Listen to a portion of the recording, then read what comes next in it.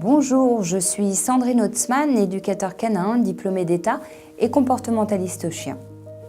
Aujourd'hui, je voudrais que l'on aborde un sujet très précis, celui de faire le deuil de son chien. Un jour douloureux dans l'existence d'un propriétaire de chien.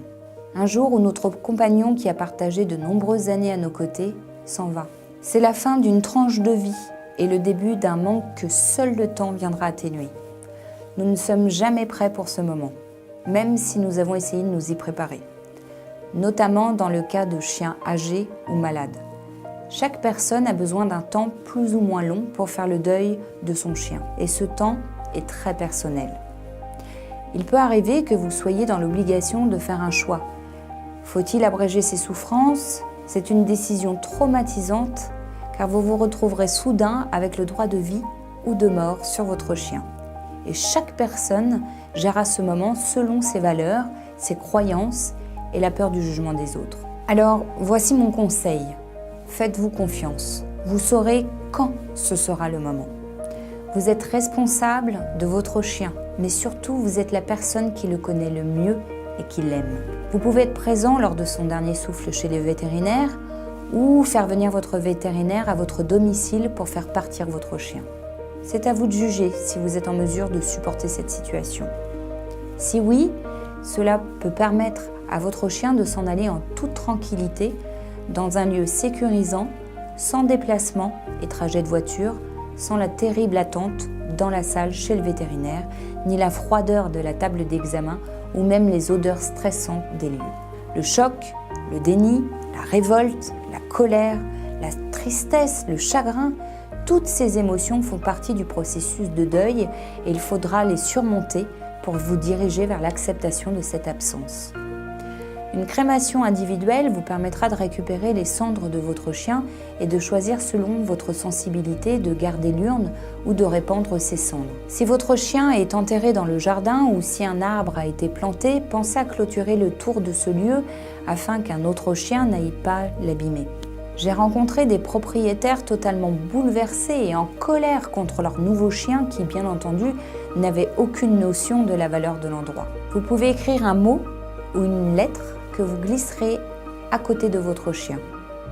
Vous pouvez conserver un objet lui ayant appartenu, son collier par exemple, pour vous remémorer des souvenirs, des odeurs. La peur d'oublier est difficile à gérer, mais rassurez-vous, on n'oublie pas. On passe à autre chose en gardant le souvenir. Vous pouvez trouver difficile de parler de votre peine à votre entourage ou à votre famille si ces derniers ne considèrent pas le chien comme un membre à part entière de votre famille. Les émotions et sentiments que l'humain peut ressentir pour un chien sont mal vus et surtout incompris. Il existe des groupes de parole, des forums où vous pourrez exprimer librement vos émotions et où vous serez compris et accompagné dans votre peine. Si vous souhaitez reprendre un chien, soyez sûr d'être prêt à redémarrer une nouvelle aventure. N'espérez pas retrouver le chien qui vient de disparaître dans ce nouveau chien. Il restera irremplaçable dans votre cœur. Vous allez lui faire une nouvelle place. Il ne peut être question que d'autre chose. Ce serait impossible et destructeur pour vous-même et pour ce nouveau chien qui ne serait jamais à la hauteur de vos attentes. Un comportement humain normal et très fréquent est de ne retenir que les bons moments partagés avec le chien disparu, surtout si c'était un chien âgé.